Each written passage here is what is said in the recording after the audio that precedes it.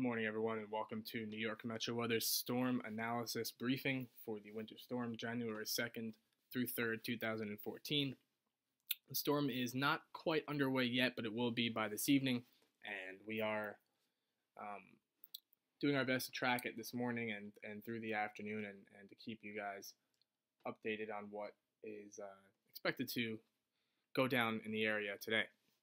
So this is the current surface analysis with temperatures and surface pressure and fronts. First thing you notice is the high pressure to the north and the developing low pressure over the Tennessee Valley. Check out the temperatures, 34 in central New Jersey, but look further north, 17, 10, 2 degrees up there in Vermont. This is a very cold air mass, and so this low pressure with the high pressure to the north, we have a gradient developing. That'll be important later. So this low pressure is going to move to the north and east and will redevelop off the coast, and that's put very simply how our storm is expected to develop. Here's the latest watches, warnings, and advisories, and these are from the National Weather Service. A blizzard warning, Nassau and Suffolk County on Long Island, winter storm warning for the vast majority of the area, including New York City and much of New Jersey, and a winter weather advisory at Cape May County due to warmer temperatures expected to keep snow totals down in this general vicinity. So this is where everything stands right now. Here's the northeast water vapor, and you can see an interesting situation developing here.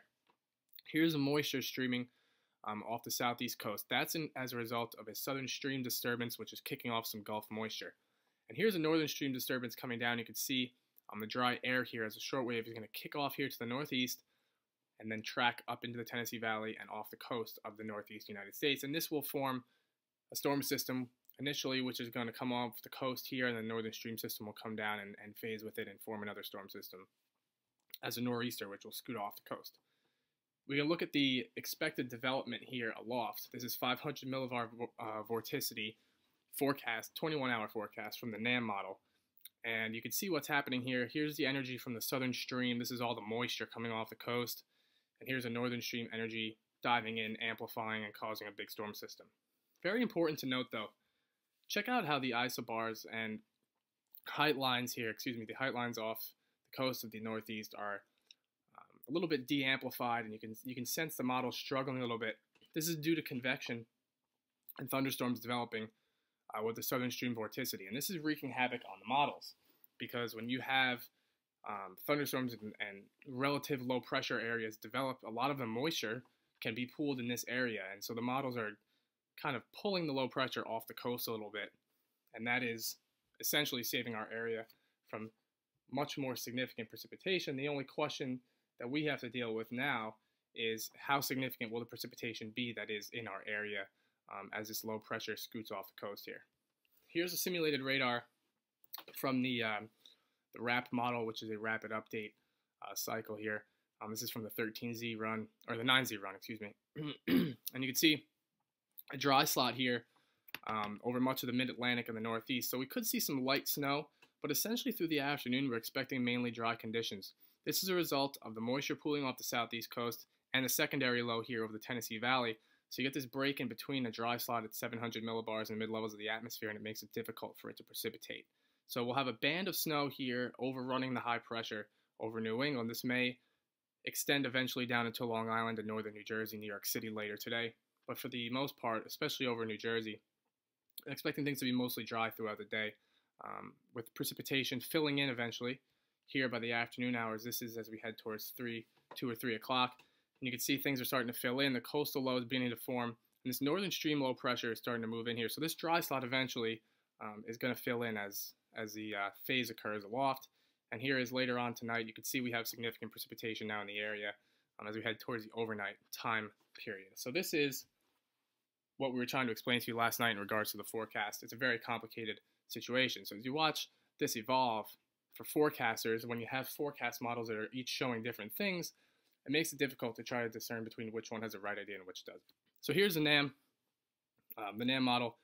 This is from 6Z run earlier this morning. The newer run actually came in while we were making this video, and it ticked a little bit wetter with more precipitation in the area. But anyway, the essence of what's going on here is about a ½ inch of liquid straddling the coast here from New York City eastward with less amounts to the north and east. But the interesting situation is higher snow ratios to the north and east and over New Jersey and New England due to colder temperatures, and lower snow ratios over New Jersey near the coastal areas. So that may eventually even out, even though there's more precipitation along the coast. The better snow production is occurring here to the north. Here's GFS. You can see more precipitation here, over a ½ inch of liquid, closer to 3/4 of an inch of liquid over Long Island and parts of Connecticut and the Jersey Shore. Here is the SREF model, which is the Short Range Ensemble Forecasting System. You can see here are all the models. This is where we are as meteorologists, and I know sometimes it's hard to understand why there's so much uncertainty. This is usually a very consistent model, and we're talking 24-hour forecast here, so 1 day in advance. Look at the spread that we're looking at here. I mean, there's 11 inches. A bunch of models have 8, 9, 10 inches, but look at how some of the SREF members have 6, 4, even 2 inches. So this is where we are, and the mean here is a black line. This is at Newark Airport, by the way. The mean has about 7 to 8 inches of snow, but sometimes taking the blend forecast isn't always the best idea. So when we say there's a lot of uncertainty, we really do mean it. There is a lot of uncertainty here. Every forecast model is handling this phase a little bit differently.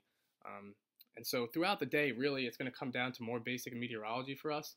And our job is going to be to track and watch what's going on instead, and just use the models as guidance. And when you have a spread like this close to a storm system, the forecast models become more of just really a basic guidance tool. And we start to do what we call nowcasting, which is using mesoscale analysis, using what is actually fact as to what's going on, and try to understand which is the best forecast. So that's what we'll be doing throughout the day today. Here is the snow forecast map, which we just released. Generally 4 to 8 inches throughout the area. Potential for 8 or more inches over Long Island and Connecticut into New England. This will be especially true if any banding develops in the storm track closer to the coast. 3 to 5 inches here in southeast New Jersey and parts of southern New Jersey where there will be some drier air holding on. And here along the coast, it's due to some warmer air initially. But this 4 to 8 inches is highly variable, and obviously will have a big impact. 4 inches is much less of a deal than 8 inches when it comes to snow like this, where the winds will be very gusty. As you can see on the right side of this dotted red line, periods of blizzard conditions are expected. This is not due to a terribly strong powerhouse low pressure system, but more owing to the pressure gradient with the high pressure to the north and the storm system off the coast. Behind this storm system, and we'll talk about this more as the snow gets out of the forecast and we're done with that major headache, very cold air coming into the area with potential really for record-breaking cold with the snowpack and the cold air mass coming in forecast models indicating the potential for temperatures near zero and wind chill values well below zero throughout a vast majority of the area by Saturday.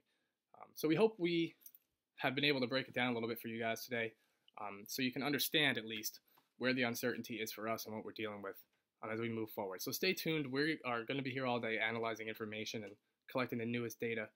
So stay with us, hang tight, and we'll do our best to keep you updated. Thanks, guys.